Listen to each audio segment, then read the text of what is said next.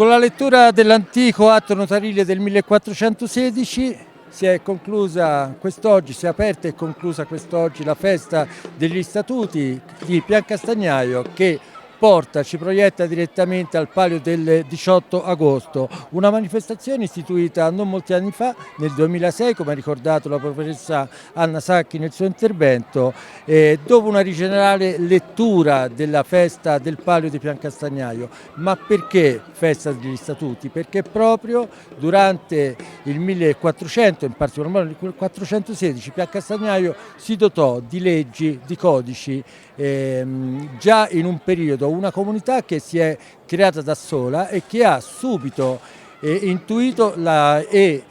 capito la necessità di avere delle regole comportamentali sia sotto l'aspetto civile che soprattutto anche sotto l'aspetto anche tributario e di rapporti tra i cittadini.